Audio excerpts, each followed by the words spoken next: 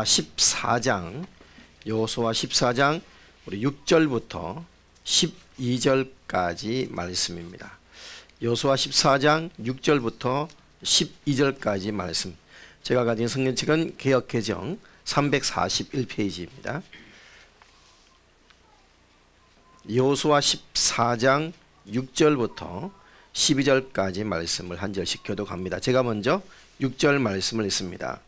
그때 유다 자손이 길갈에 있는 여호수아에게 나오고 그니스 사람 여분네 아들 갈렙이 여호수아에게 말하되 여호와께서 가데스 바네아에서 나와 당신에 대하여 하나님의 사람 모세에게 이르신 일을 당신이 아시는 바라.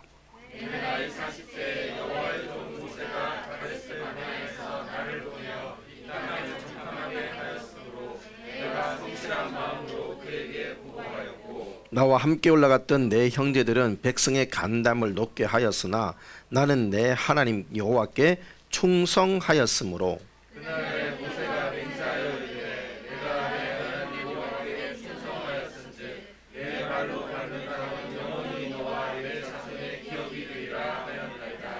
이제 보소서, 여호와께서 이 말씀을 모세에게 이르신 때로부터 이스라엘이 광야에서 방황한 이 45년 동안을 여호와께서 말씀하신 대로 나를 생존하게 하셨나이다. 오늘 내가 85세로 돼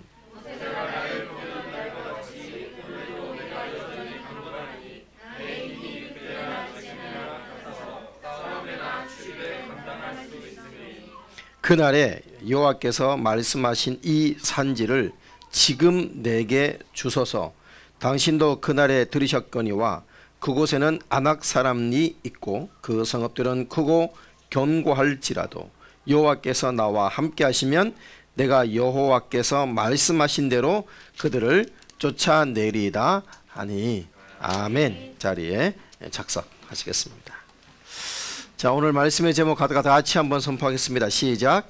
위대한 유산을 선택하라. 자, 위대한 유산을 선택하라 라는 제목으로 우리 오늘도 하나님 은혜 앞에 나아가기를 원합니다. 오늘 민족의 명절 설이죠. 설. 이 설날에 어원이 어디 있느냐라고 할 때 이 낯설다 할 때 설에서 그 어근을 찾을 수 있다라고 학자들이 그렇게 얘기합니다. 좀 분분하긴 하는데 주된 주장이 이제 낯설다. 그러니까 이제 새해의 낯설음, 아직 익숙하지 않은 날, 이제 이런 뜻이 설이라는 때 있다는 것이죠. 여러분, 설날에 온 가족들이 함께 다 같이 모여서 아침 일찍 일어나 새해 입는 옷, 설빔이죠. 오늘도 보면 우리 설빔을 입은 친구들 많이 있습니다. 설빔을 입고 예수 믿지 않는 가정에서는 차례를 지내게 되고 예수 믿는 가정들은 추도 예배를 하나님께 드리게 됩니다. 그 위에 집안 어린들께 이제 새해 첫 인사를 드리게 되죠. 그래서 이것을 세배라고 합니다. 세배. 세배할 때는 새해 첫날을 맞아서 복을 빌어주고 축복을 해주는 덕담을 하게 됩니다. 그래서 여러분 앞에 오늘 제가 덕담을 한다 생각하시면 되겠습니다. 답례로 세뱃돈을 주게 되죠. 이제 이게 절을 했으니까 절값을 주는 겁니다.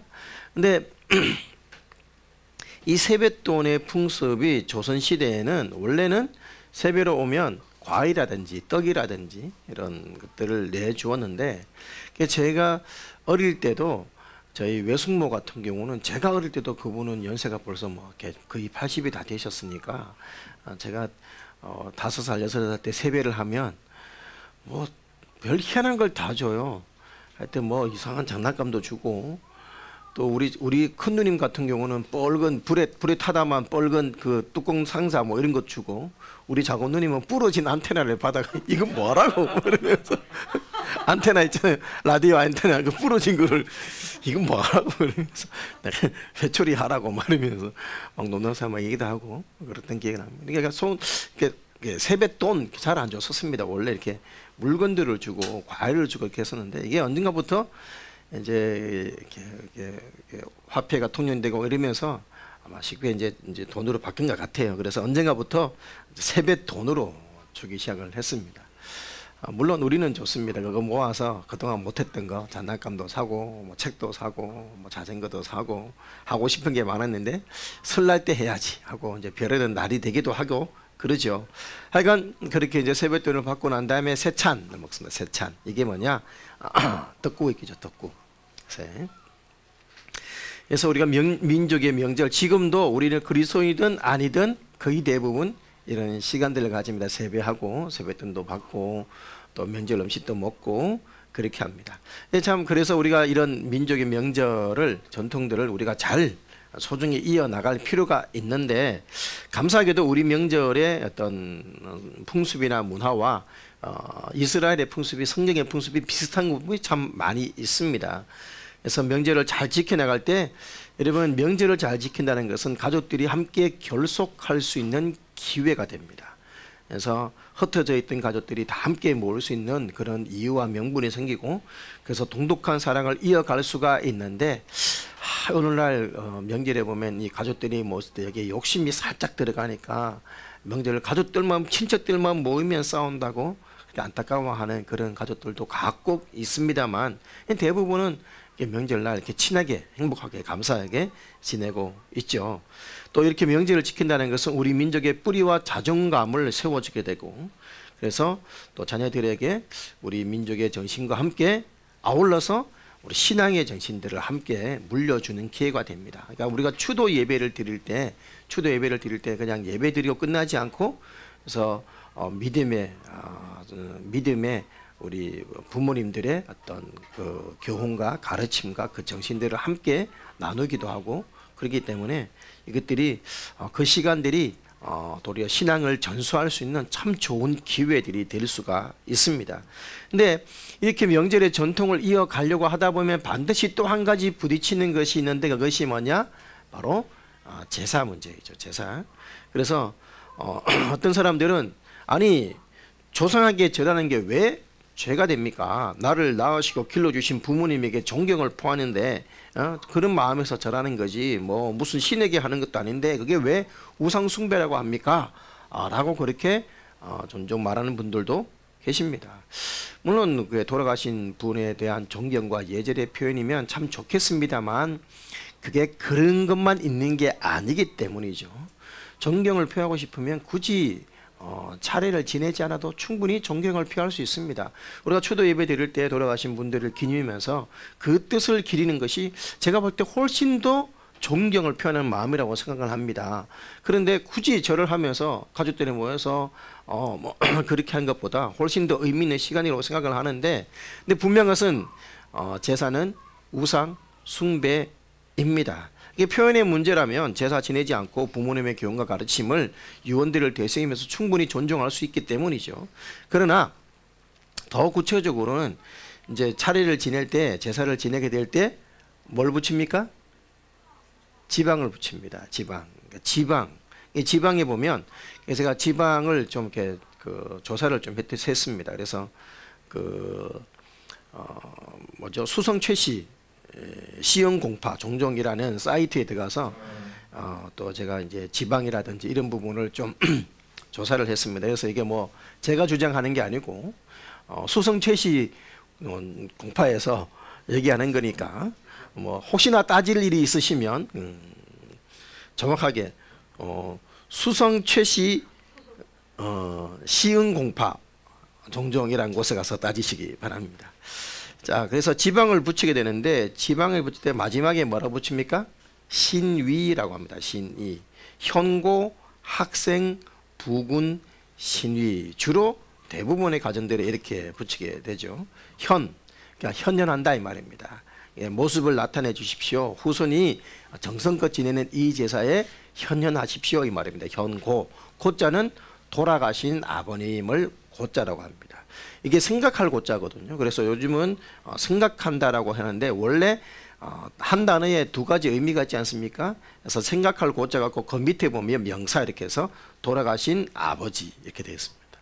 그래서 돌아가신 분 현고 돌아가신 아버지 그러면 돌아가신 어머니는 현비 이렇게 하죠. 현비. 그래서 돌아가신 아버지 이렇게 합니다. 그래서 학생은 품계가 없이 돌아가신 분들은 다 학생입니다. 풍계가 없이, 그러니까 어떤 나라에 녹을 받지 않는 분들은 거의 대부분 학생이라는 단어를 씁니다. 진사나 생원도 못하신 분들은 다 학생이라는 단어를 쓰게 되죠. 그래서 부군이라는 것은 돌아가신 조상님을 높여 부르는 말입니다. 그러니까 신위가 뭐냐? 귀신 신자입니다. 그러니까 그러니까 이곳에 이제 자리다 이 말입니다. 귀신의 자리다. 그래서 이게 신령님 혹은 동양에서는 돌아가신 조상도 신으로 모심이라고 그렇게 홈페이지에 되어 있습니다. 학생, 돌아가신 분이 만약 예를 들어서 정일품 영의정의 문종공이라는 시호를 받았다면 이렇게 되겠죠. 현고 대광 숙록 대부 영의정 시 문종공 부군 신위 이렇게 되는 겁니다. 근데 만약에 그래서 요즘은 현재 관직에 있는 분들의 관직을 적어 넣는 경우가 많습니다. 그래서 현고 서기관 인천광역시 교육청 땡땡 과장 부군 신위 이렇게 적기도 합니다. 그래서 최근에 현고 교육장 부군 신위 혹은 현고 학생 교육교장 부군 신위하고 요즘은 무슨 과장도 하고 뭐 그렇게 하더라고요. 그래서 여자분에 보니 현비, 유인, 김해, 김씨, 신위 뭐 이런 식으로 하게 되는데 유인이라는 얘기는 종구품 학업 부인에게 붙이는 단어입니다. 그런데 이제 대부분의 어머니 돌아가시면 대부분 유인. 근데 남편은 학생, 직분이 없다 해놓고 또 어머니는 유인이에요. 종구품 이게 급이 안 맞는 거예요. 이게 사실 지방이라는 것 자체가 이제 그 돌아가신 그 정확한 그분의 귀신을 부른다 이 말인데 이 급이 안 맞으면 사실 이제 엉뚱한 귀신이 오는 거 다름없는데 조상한테 절하한다고 뭐 차리 뭐 효가 없니 이 말 자체가 사실은 말이 안 맞는 말을 하는 거죠. 그래서 학생 부군하고 안 맞는 호칭이죠. 그래서 돌아가신 배우자 호칭도 이제 남편에 따라 달라지는데 정경부인에서 학생 그죠. 현고, 현비, 정경부인, 부군, 신위 이렇게 하기도 하고 정부인 혹은 숙부인 고위 관리부인들은 다 부인이 붙습니다. 요즘은 다 아무나 다 부인이지만 옛날에는 고위 관리들만 부인이 붙고 나머지는 이제 뭐 숙인, 영인, 공인 등은 하위 관리에게 붙고 뭐 그렇게 되죠. 그래서 또 이렇게 양반 소위 말해서 제사 자체가 양반님들에게 한정된 법도였다고 볼 수가 있습니다. 제 얘기가 아니고 최씨 수성 최씨 시흥공파 종종이라는 사이트에서 하는 얘기니까 그분에게 따지십시오. 그래서 100년 전만 하더라도 평민들은 제사 지낼 엄두도 내지 못했다 이렇게 되어 있습니다. 실제적으로 여러분 성이 있어야 되는데 성이 1909년에 우리나라에서 전 국민에게 성을 가지도록 하면서 그때 많은 성들이 붙였고 아무 성이나 붙이게 됐다라고 이 사이트에서 또 얘기해 주는 부분도 있었습니다. 그래서 아무 사이트 제일 많은 게 이제 김씨죠. 서울에서 돌 던지면 맞으면 김씨다라고 얘기 나오는 게 그래서 이제 김씨 하고 많은 성들이 그전에는 성도 없이 살았다. 대부분의 사람들이. 그래서 그렇게 살아갔는데 마지막에 문제가 뭐냐 이게 이제 신위 귀신 그래서 조상신이라고 합니다. 그러니까 귀신의 자리 말이죠. 그렇기 때문에 여러분 그 명절날 이 신위라는 단어를 붙이는 이유가 뭐냐? 제사를 지내는 이유가 조상의 영혼이 돌아가시고 나면 이제 우리 얘기가 아니고 여기 하는 얘기입니다. 이게 진리가 아니까 그들이 이제 그 제사 지내는 사람들이 율법에 의하면 그렇다 이 말입니다.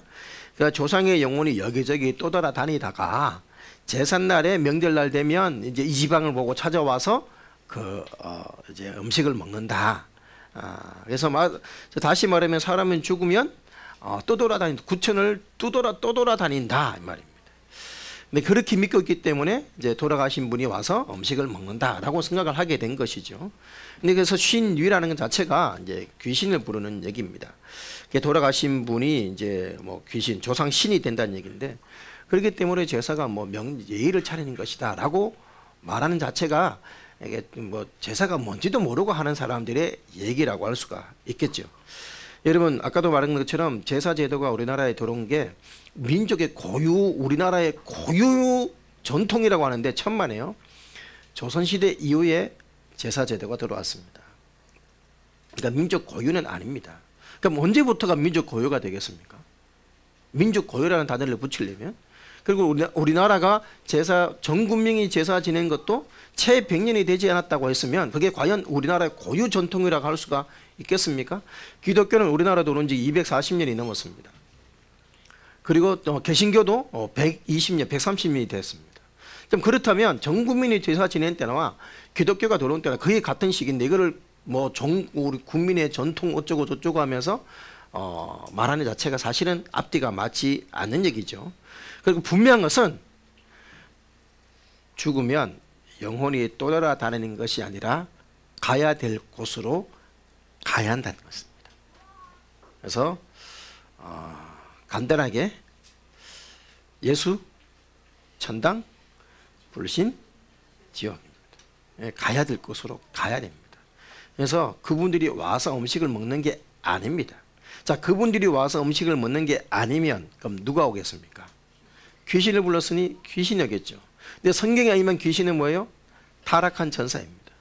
그렇기 때문에 제사를 지낸다는 것은 우리는 그것은 우상 숭배라고 여길 수밖에 없고 우리는 돌아가신 분에게 표현을 할 수 있는 방식이 아니기 때문에 우리는 그것을 거절하는 것입니다.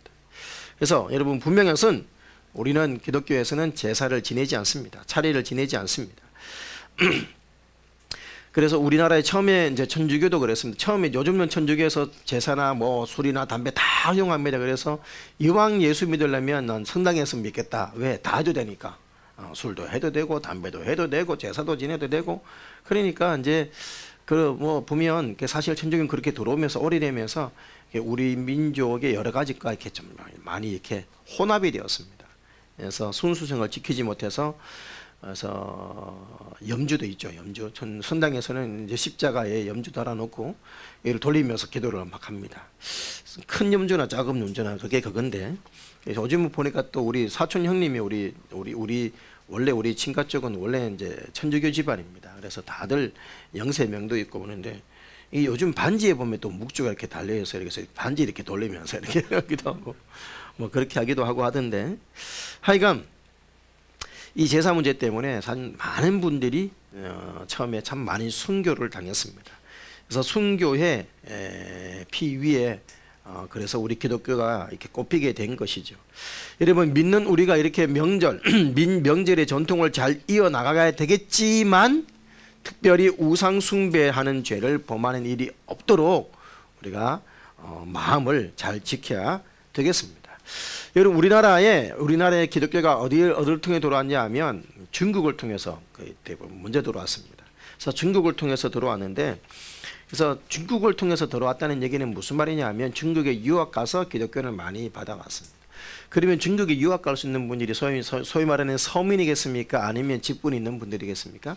직분인들이 많았죠. 직분 있는 분들이 많았기 때문에 중국에서 유학을 하거나 아니면 중국의 어떤 여러 가지 일들로 가면서 기독교를 받아왔기 때문에 그분들은 주로 제사를 지내는 사람들이었어요. 근데 그분들이 예수 믿고 난 다음에 제사를 안 지내서 많은 핍박들이 일어나게 된 것이죠. 그래서 우리는 그럼에도 불구하고 우리나라는 예수님을 잘 믿는 민족이고 나라였습니다. 여러분 지금도 중국이 먼저 기독교가 들어왔습니다. 불구하고 지금도 중국의 기독교율이 그렇게 높지는 않습니다. 인구 비례해서. 그런데 우리나라는 기독교가 들어오면서 그리고 기독교가 급성장하면서 여러분 우리가 지금은 기독교가 많은 비판을 받기는 합니다만 기독교가 들어온 이후에 많은 특별히 여성들의 지위나 삶들이 참 많이 이게 좀 높아지고 해방이 되었습니다. 그래서 아는 사람은 다 압니다만 기독교가 들어온 나라들은 대부분 잘 사는 나라들이 되었습니다. 반대하는 사람도 있기는 있습니다만 이게 부인할 수 없어요. 역사를 보면 부인할 수가 없습니다. 결국은 우리나라가 이만큼 잘 살게 된 이유 중에 하나가 뭐냐? 솔직하게 우리나라가 자원이 많습니까? 아니면 인간성이 좋습니까? 여러분 우리가 모이면 칭찬을 합니까? 모이면 욕부터 합니까? 사람들이 사실 우리나라 그렇게 인간성이 그렇게 속 좋은 민족은 아니에요. 예? 늘 불같이 끓어올다가 확 식어버리고 뭐 빨리빨리 하는 문화고, 얼마나 빨리가 외치면 여러분 해외 나가면 압니다. 다 우리 전 관광지에서 빨리는 다 합니다. 꼬레야? 그러면 빨리빨리 그럽니다. 빨리 뭐 문화 많고, 하여튼 뭐 우리 민족 자체가 뭘 잘할 수 있는 거 별로 없어요. 근데 잘하는 거 딱 두 가지 있습니다. 첫 번째, 예수님을 잘 믿었고, 100년 만에 여러분 기독교가 한때는 25%까지 자랐습니다. 100년 만에 기독교가 들어온 지 100년 만에 역사에 이런 유례가 없습니다. 100년 만에 25%까지 기독교 인구가 성장한 역사가 없습니다. 500년이 돼도 아직도 1%, 뭐 많아도 10%지 100년 만에 25% 날아간 역사가 유례가 없거든요. 예수 잘 믿는 이것이 우리나라가 정말 잘하는 것이고, 또 한 가지가 뭐냐? 교육열이었습니다. 이 두 가지 함께 섞여서 우리 민족이 참 많은 밝은 경제 성장을 이루어낼 수가 있었죠. 여러분, 그러니까 우리가 정작 해야 할 일이 뭐냐? 하나님께 더 가까이 나가야 되는 일인 줄 믿습니다. 그것만이 우리나라의 미래가 더 밝아질 수 있는 길이라고 우리가 믿었으면 좋겠습니다. 그렇다면 이 명절에 여러분 우리가 자녀들에게 물려줄 수 있는 것도 뭐냐? 믿음이고 신앙이어야 하는 것이죠. 부모님들은 자식들에게 다른 것 물려줄 생각하지 말고 믿음의 유산을 물려줄 수 있어야 되겠습니다. 그래서 무엇을 줄까 고민하지 마십시오. 제목을 같이 한번 선포하겠습니다. 시작. 위대한 유산을 선택하라. 뭐가 위대하겠습니까? 신앙의 유산이 가장 위대한 유산인 줄 믿습니다. 그러려면 본을 보여야 되겠죠. 신앙의 본을 보여야 됩니다. 오늘 나의 삶도 우리가 원하든 원하지 않든 우리 후손들에게 유산으로 남겨지고 있다는 사실을 여러분 기억하고 살아야 합니다. 내 것으로 끝나는 것이 아니기 때문에 후손에게 영향을 주기 때문에 여러분 우리는 어떻게 살아야 될지를 심각하게 고민하지 않을 수가 없습니다. 그래서 설날인 오늘 저는 갈렙의 삶을 돌아보면서 내 삶이 어떤 삶이 되어야 되는지, 그리고 우리 교회가 어떤 교회가 되어야 할 것인지를 같이 한번 진지하게 생각을 해봤으면 좋겠습니다. 자, 오늘 본문에 소개되고 있는 갈렙, 여러분 오늘 사건은 이스라엘이 가나안 땅을 정복을 하게 되었고, 정복 사업을 끝내고 난 다음에 땅을 분배하는 상황에 지금 있습니다. 그래서 여러분 땅을 분배를 해야 되는데 이게 제비뽑기로 분배를 한단 말입니다. 그러니까 좋은 땅, 넓은 땅, 뭐 또 차지하고 싶은 땅 얼마나 많이 있겠습니까? 그래서 이왕이면 좋은 땅을 차지해야 되겠죠. 그러니까 다들 지금 긴장을 바짝 하고 있는 상태입니다. 이왕이면 좋은 땅 뽑아야 되는데, 근데 하나님 명해주신 대로 제비를 뽑기도 하고 인구 숫자대로 나누기도 하고 그러면서 이제 땅을 분배하는데 어느 누구도 갖고 싶지 않은 땅이 있는 거예요. 왜? 그 땅에는 아낙 자손이 있어. 아낙 자손은 알다시피 여러분 골리앗 아낙 자손 아닙니까? 그들은 기본 키가 3m예요. 기본 키가 보통 2m 70, 3m. 여러분 그 간혹 가다가 유튜브 이렇게 보다 보면 이제 이렇게 갑질하는 운전자에게 참교육하다 이런 거 보면 막 벤츠 타고 가면서 앞에 끼들었다고 막 빵빵거리고 차 세워 3km 막 5km 따라하면 차 세워, 그래가 차 세워가지고 막 창문 때면서 내려, 그래가 또 내리니까 190키가 또 내리니까 괜히 사진 찍는 척하면서 바로 차 타고 도망가더라 이러면 참교육하다 이런 유튜브도 간혹 올라오지 않습니까? 막 작은 차 이렇게 그 양반은 레이를 탔어요. 레이 작은 차 탄다고 막 무시한다고 벤츠 타면서 막 차 세우라고 막 갑질하다가 키 큰 사람 내니까 바로 깨갱하면서 찍소리 못하고 괜히 사진 찍는 척하면서 그냥 차 타고 도망가는 190만 내려도 그런데 3m자가 이렇게 보면 얼마나 여러분 그 위압감이 느껴지겠습니까? 그러니 저 땅을 침범해서 취하고 싶은 마음이 없는 거예요. 저 땅은 우리한테 안 떨어졌으면 좋겠는데 다들 그러고 있는 것이죠. 그런 상황에 쉽게 말해서 갈렙이 나선 겁니다. 자, 갈렙의 나이가 몇 살? 85세. 근데 저 다 싫어하는 갈렙이 나서면서 이 85세 저 헤브론 땅을 내게 주십시오. 라고 한 것이죠. 여러분 헤브론 아낙 자손이 있는 땅이었습니다. 민수기 13장 14장에 의하면 알다시피 여러분 모세가 12명의 정탐꾼을 가나안 땅에 먼저 40년 전에 보냈죠. 보냈는데 돌아와서 보고를 한 내용이 10명은 그 땅에 가면 우리를 삼키는 땅이다, 거인이 있다, 네피림 후손이다, 우리 다 죽는다, 우리는 메뚜기다 막 그러면서 백성들의 감당을 놓아서 평생을 그래서 모세와 아론을 원망하면서 돌로 치려하고 이거 한 지도자를 세워서 애굽으로 돌아가자 하고 막 그렇게 막 소란을 벌이고 있을 때 그때 여호수아와 갈렙 두 사람만은 아니다 하면서 뭐라고 얘기했냐면 민수기 14장 7절 8절에 우리가 두루 다니며 정탐한 땅은 심히 아름다운 땅이라 여호와께서 우리를 기뻐하시면 우리를 그 땅으로 인도하여 들이시고 그 땅을 우리에게 주시리라. 이는 과연 젖과 꿀이 흐르는 땅이라 라고 말하면서 그 땅에 대해서 우리가 그들은 우리의 도리어 밥이다 라고 외쳤죠. 그래서 하나님께서 나머지 모든 사람들은 다 광야에 소출 때 두 사람 눈의 아들 여호수아와 여분의 아들 갈렙은 가나안 땅 젖과 꿀 그들이 거절했던 그 땅을 밟게 될 것이다 라고 말씀하셨고 그렇게 하나님께서 약속해 주신 지 45년이 지난 오늘 지금 본문의 주인공 다시 등장한 것입니다. 85세가 된 갈렙이 지금 이 산지를 지금 내게 주소서 라고 말하고 있는 것이죠. 여러분 그래서 이 갈렙이 이렇게 여러분 헤브론 땅을 요구하게 된 이유가 있습니다. 자, 그 전에 갈렙이 이렇게 헤브론 땅을 요구하게 된 그 마음이 뭐냐? 갈렙은 다르게 살기로 결심한 사람이기 때문입니다. 다르게 살기로. 자, 민수기 14장 24절에 보면 이렇게 말씀합니다. 그러나 내 종 갈렙은 그 마음이 그들과 달라서 그러니까 다른 이스라엘 백성과 달라서 나를 온전히 따랐은즉 그가 갔던 땅으로 내가 그를 인도하여 드리리니 그의 자손이 그의 땅을 차지하리라. 하나님이 직접 갈렙을 이렇게 평가했습니다. 그 마음이 그들과 달라서. 한마디로 갈렙은 다르게 살기로 결심한 사람입니다. 여러분 저를 봐주십시오. 자, 다른 사람과 다르게 살기로 결심한 사람.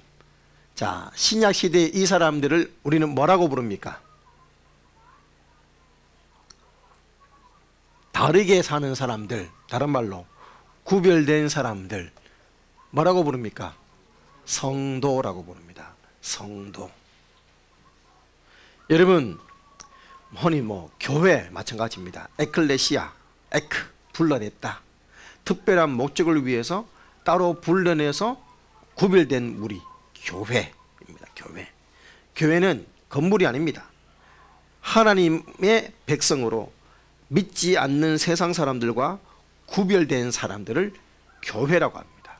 그리고 이 교회 다니는 무리를 성도 사람들, 세상 사람들은 성도라고 합니다. 성도, 신자라고 말을 하기도 합니다만은 성도, 저는 성도란 말을 좋아합니다. 성, 헬라어로 하기오스, 거룩한 무리 말입니다. 거룩한 무리, 거룩이 뭡니까? 구별되었다. 여러분 성도란 이 세상 사람들과는 다르게 살기로 구별된 사람들입니다. 그래서 이 세상 사람과 다르게 살아가야 되는 사람들인 것이죠. 여러분 초대교회 문서를 보면 초대교회 성도들이 두 부류의 성도가 있었다라고 문서에 기록되어 있습니다. 여러분 한마디로 말하면 오늘을 바라보는 신자와 그날을 바라보는 성도가 있었다는 겁니다. 오늘을 바라보는 신자, 그날을 바라보는 성도. 제가 그 초대교회 문서를 그대로 읽어드리겠습니다. 오늘을 바라보고 사는 신자들은 오늘 나의 신앙이 당장 보장되지 못한다는 사실 때문에, 그리고 오늘 나의 신앙에 수반되는 고난 때문에 타협을 선택했습니다. 그리고 주님을 떠났습니다. 그러나 그날을 바라보고 있었던 사람들, 그날 내 신랑 되신 주님 앞에 내 삶을 결산하는 그날을 바라보고 있었던 그들은 로마의 격투장으로 가는 길을 선택했습니다. 여러분 오늘을 바라보는 신자로 끝날 것이냐, 그날을 바라보는 성도가 될 것이냐. 여러분, 우리는 이 세상 사람과 다르게 살기로 결심한 사람들인 것을 다시 한번 생각하시면서 오늘이 아니라 그날을 바라보며 다르게 살아가는 저와 여러분이 되었으면 좋겠습니다. 그리고 갈렙은, 자, 저 뒤에 난로 조금 좀 한 칸 줄여주세요.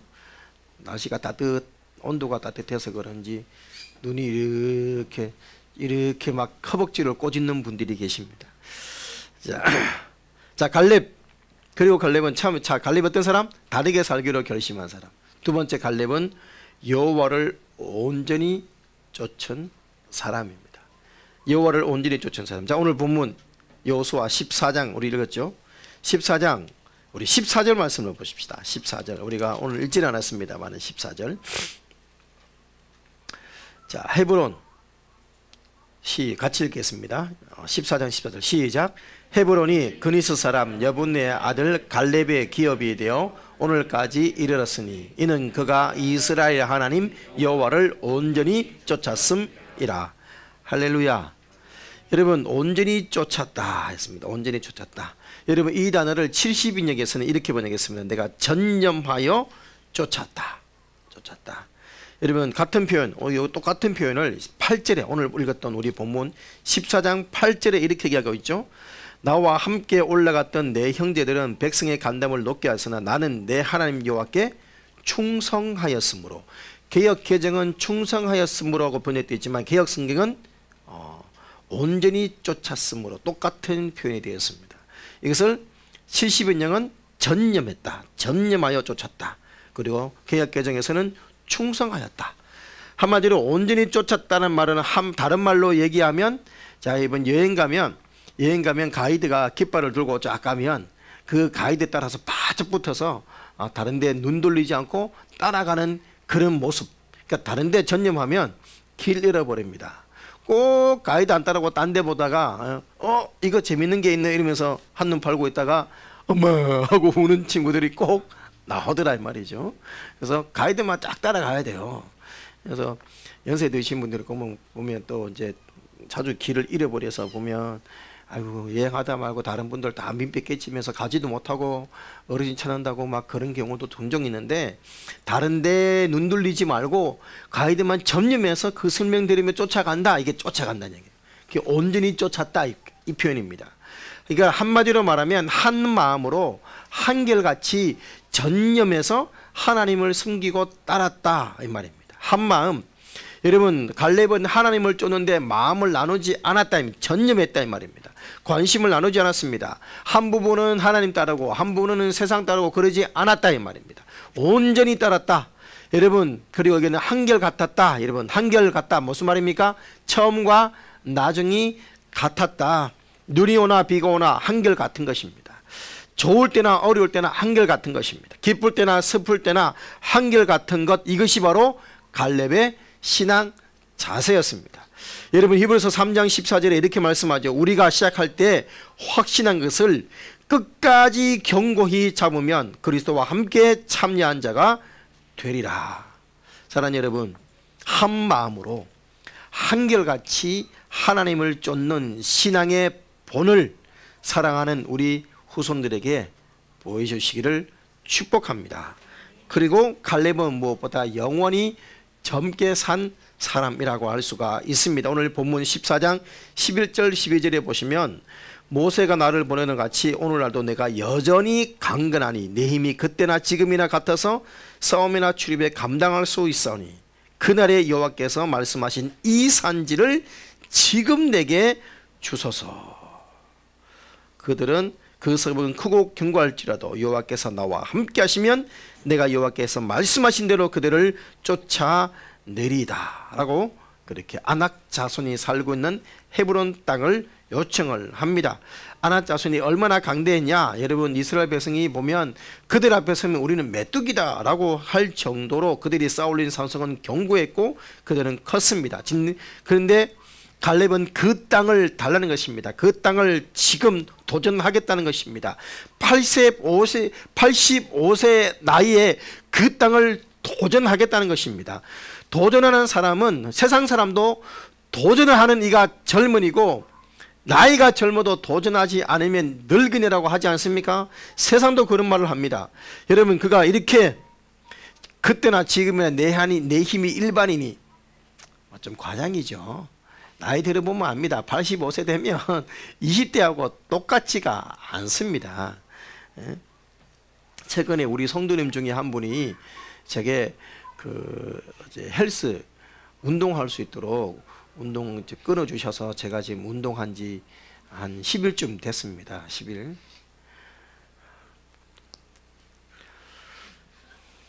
달라요. 이렇게 당겨야 되잖아요. 당기고 이래가지고 못 당기고 있어요. 이 당겨야 이렇게 근육이 생기는데 이렇게 이거 무릎을 이렇게 해야 되잖아요. 그러니까 제일 낮은 거 낮춰가지고 지금 아이고 옛날 같았으면 하니까 한 중간쯤 꼽았을 건데 지금 제일 위에 꼽아가지고 젊은 옆에 있는 친구들은 이래 있다가 또 내가 가고 나면 또 그가 중간에 또 그가 푹 하는데 저는 제일 위에 꼽아가 이러고 있습니다. 나이 이제 겨우 하여튼 갈렙의 반도 안 되는 나이인데 막 벌써 막 이른단 말이에요. 근데 85세 막 똑같다 안 돼요. 여러분 근데 좀 과장이죠. 그 말은 뭐냐, 내 마음만큼은 똑같다 이 말입니다. 여전히 몸 관리도 했고 똑같을 수는 없죠. 몸 관리도 했고 나 취할 수 있으니까 달라 이 말이죠. 여러분 이렇게 그가 도전할 수 있는 이유가 어디에 있습니까? 자 12절에 그 해답이 있습니다. 해답에 자 뭐라고 되어 있으면 경고할지라도 중간입니다. 12절 중간 여호와께서 나와 함께 하시면 할렐루야. 예, 말씀하신 대로 그들을 쫓아낼 수 있을 것입니다. 여러분 다른 문제는 없습니다. 하나님이 나와 함께 하시면 가능합니다. 여러분 하나님이 내 편이 되시면 내가 힘이 없던 나이가 많던 그 성은 내 것이 되는 것입니다. 하나님이 내 편이 되시면 다른 사정에 상관없이 그 성은 내 것이 되는 것입니다. 그 성이 높든 크든 상관없습니다. 하나님이 문제지 다른 것은 아무 문제가 되지 않습니다. 갈렙은 이 믿음을 가지고 살았습니다. 그래서 85세의 나이에도 불구하고 이 산지를 내게 달라라고 외치고 있는 것이죠. 여러분 이런 장점으로 인해서 갈렙은 영적인 유산을 남긴 사람이 되었습니다. 성경에서도 지금도 갈렙은 여러분 우리에게 도전을 줍니다. 믿음의 도전을 줍니다. 그리고 여러분 연세 드신 우리 그 분들이 모이는 선교회를 갈렙 선교회 이렇게 합니다. 그래서 우리 목사님들이 은퇴하시면 우리 교회 우리 친교회는 갈렙 선교회가 있습니다. 은퇴하신 목사님들이 갈렙 선교 소속이 되어서 또 이제 같이 도와주기도 하고 그렇게 합니다. 그러니까 나이 드신 분들의 선교회 갈렙. 그리고 더 나아가서 여러분 저를 봐주십시오. 그래서 자 갈렙이 취한 땅이 무슨 땅? 헤브론 땅. 헤브론 땅을 그 후손들에게 유산으로 남겨줬습니다. 여러분 영적인 가치를 아는 사람은 영적인 유산을 남길 수가 있는 것입니다. 여러분 갈렙이 왜 그렇게 아낙 자손이 있음에도 불구하고 헤브론 땅을 구했을까요? 헤브론 땅에 뭐가 있어서? 헤브론, 아브람, 이삭, 야곱, 요셉의 무덤이 있는 곳입니다. 민족의 뿌리였어요. 한마디로 선산이었단 말입니다. 다른 건 몰라도 이 땅만큼은 포기하지 않아. 나는 믿음의 백성이야. 이 영적인 유산을 후손에게 물려주겠다는 단호한 의지가 헤브론 땅을 취하겠다는 그 목표에 있었던 것이죠. 영적인 가치를 알면 도전하는 것입니다. 그것을 추구하는 것입니다. 얻으면 그것을 후손에게 물려주는 것이죠. 그 가치를 모르면 허지부지 넘어가는 것입니다. 다른 사람들은 눈앞에 있기 때문에 무서워서 아이고 저 땅만큼은 안 해 했지만 해버리면 그 땅의 가치를 알기에 목숨 걸고 취했고 그것을 후손에게 영적인 유산으로 남겨줄 수가 있었습니다. 사랑하는 여러분, 땅만 물려줘서는 안 됩니다. 여러분, 우리 다음 세대에게 무엇을 물려주시겠습니까? 영적인 가치를 물려줘야 되지 않습니까? 다가온 어려움 앞에 하나님이 함께 하시만을 믿고 그들은 우리의 먹이라 외쳤던 갈렙은 그 누구보다 비전이 있고 꿈이 있고 젊었고 그리고 하나님을 온전히 따른 믿음의 사람이었습니다. 그가 이스라엘 공동체뿐만 아니라 오늘날 우리에게도 얼마나 막대한 영향을 끼치고 있습니까? 사랑하는 여러분, 우리가 다음 세대에 이런 유산을 물려줘야 되지 않겠습니까? 우리가 어떻게 사느냐에 따라서 우리의 후손의 미래가 달라집니다. 어려움이 있음에도 불구하고 하나님의 약속 때문에 그 어려운 길도 기뻐하며 걸어가서 사랑하는 우리들의 후손들에게 아름다운 유산을 물려주는 그런 위대한 유산을 선택하는 열린 문과 새 생명의 성도들이 되시기를 주님의 이름으로 축원합니다. 아멘. 함께 찬양하시겠습니다. 함께 새 찬송가 347장, 통일 찬송가 382장 찬양하시겠습니다.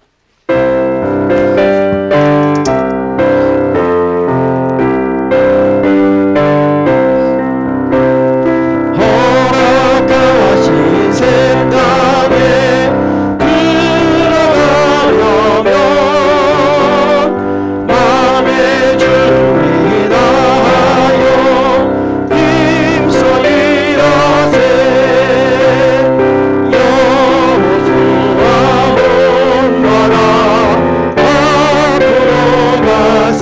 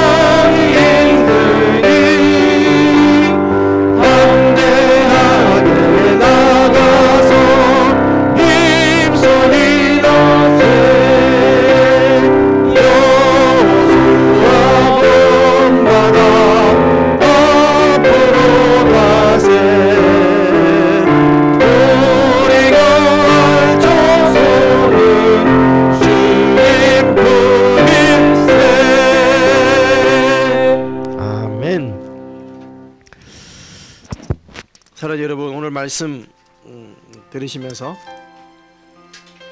설날 명절 우리 가족들에게 민족의 전통을 잘 이어가고 다음 세대에게 우리의 전통을 이어주는 것은 가치 있는 일이겠죠.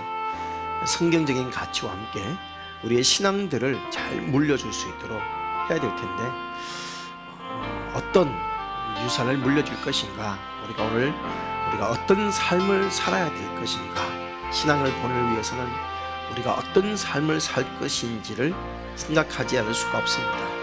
오늘 말씀 보면서 하나님, 우리가 다음 세대에게 어떤 삶을 물려줘야 될까요? 내가 어떤 삶을 살아야 될까요? 고민해 봤습니다. 갈렙처럼 다른 삶을 살기로 결심하는 우리 성도님들이 되었으면 좋겠습니다. 그리고 하나님만 온전히 쫓는 사람들이 되며 또 하나님 앞에 영적인 그 가치를 알고 그 목표를 향해서 도전하는 영원히 젊은 사람으로 살게 달라고 오늘 말씀 붙들고 결심하며 도우심을 구하며, 그래서 좀 위대한 유산을 선택하고 그것을 물려주는 우리 가정, 우리 가문, 신앙의 명문 가문이 되게 달라고 오늘 말씀 붙들고 우리 아버지 앞에 기도하도록 하겠습니다. 기도하시겠습니다. 살아계신 아버지 감사합니다. 하나님의 은혜도 아버지 하나님 설날 아버지를 맞이하면서 하나님을 예배하는 귀한 자리에 우리를 있게 하시니 감사합니다. 오늘 이 시간 우리 아버지 앞에 우리 나와서 하나님 아버지 앞에 나아갑니다. 하나님의 거룩한 은혜 안에서 하나님 아버지 앞에서 아버지 우리의 모습을 돌아봅니다. 하나님 우리가 어떤 것들을 물려주며 어떻게 하면 다음 세대를 이어갈 것인지를 생각을 하고 있습니다. 하나님 도와주십시오. 우리가 말하는 가치를 물려주게 하시고 영적인 가치들을 선택하며 영적인 가치를 물려줄 수 있는 위대한 가문이 될 수 있도록 도와주시고, 그래서 신앙의 명문 가문이 될 수 있도록 은혜를 허락하여 주시옵소서. 하나님 우리는 적당히 예수 믿는 게 아니라 이왕 예수 믿는 것 온전히 하나님을 쫓게 도와주시고 세상과 사람과 다른 삶을 살기로 결심하여서 아버지의 신앙의 양식을 물려주는 위대한 가문이 되도록 도와주시며 역사하여 주시옵소서.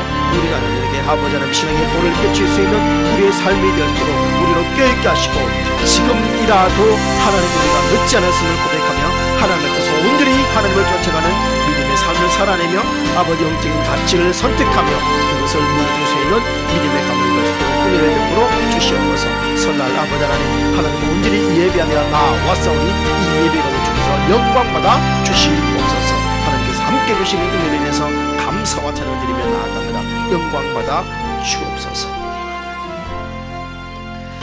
살아계신 아버지 하나님, 우리가 어떤 유산을 물려줄 것인가 생각을 하며 하나님 이 명절 설날 아침에 하나님 위대한 영적인 유산을 우리가 물려줄 수 있도록 하나님 우리가 올바른 삶을 살게 하시고 신앙의 본을 끼치게 하시되, 특별히 아버지 하나님 다른 사람과 다른 삶을 살게 하시고 여호와를 온전히 쫓아가는 삶과 거룩한 비전과 영적 가치를 향해서 그 도전할 수 있는 영혼의 젊은 믿음의 사람들이 될 수 있도록 도와주시옵소서. 예수님의 이름으로 기도합니다. 아멘. 예, 교회 소식 알려드리겠습니다. 오늘 설